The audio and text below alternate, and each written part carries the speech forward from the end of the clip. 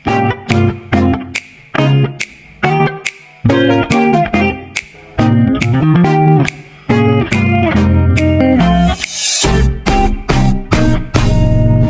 everyone, I'm Eliza May Dumondon and I'm going to introduce you the famous literary work of Dr. Armelina G. Regis. Si Dr. Armelina G. Regis ay hindi lamang isang scientist, kundi isang cultural worker at dramatista. Nang walang formal na pagsasanay sa panitikan, nanalo siya ng Palangka First Prize Award para sa kanyang one-play act na The Picture of the Face of the Forest. Dinala niya ang kanyang mga dula na may mga mensahe na kabatay sa agham at patula na nagpapahayag sa mga tao sa malayong kagubatan at mga nayon sa baybayin. Sumulat siya ng mga aklat na nasa isip ang edukasyon sa kapaligiran tulad ng Clarissa Picture of the Ecology. Ipinanganak kay Emilio Gagalok sa Cabalonga sa Milagros, Guadalupe sa Cabalonga. Si Lina ay mag-aaral sa elementary at high school sa Colegio de Santa Isabel ng Naga City. Nagtapos siya ng bachelor's degree sa botany mula Universidad ng Pilipinas, isang MS sa biology at isang PhD sa environmental science mula parehong universidad. Nagtapos siya ng kursong sertipiko sa Resource and Environmental Management mula sa Australian National University sa Canberra. Nagtapos siya ng isang semester sa Bicol College sa Daraga.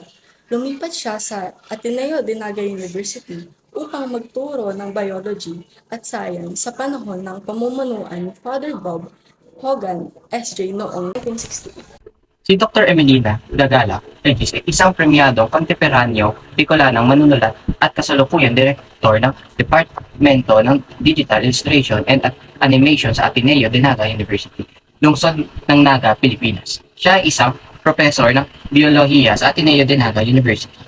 Nakamit ni Regine ang titulong Doktor ng Filosofiya sa Environment Science noong 1999, kung saan ang kanyang naging disertasyon ay ang pollen grain abortion as indicator of mercury pollution near gold mining site in Camarines Norte.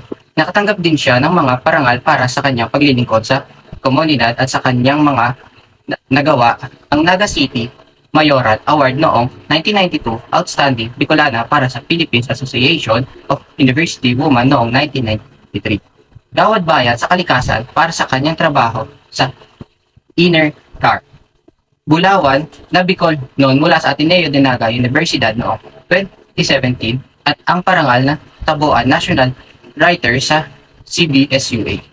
Ang mga likha ni Dr. Armelina G. Regis ay matuturing yamang nating mga Pilipino pagdating sa intelektual.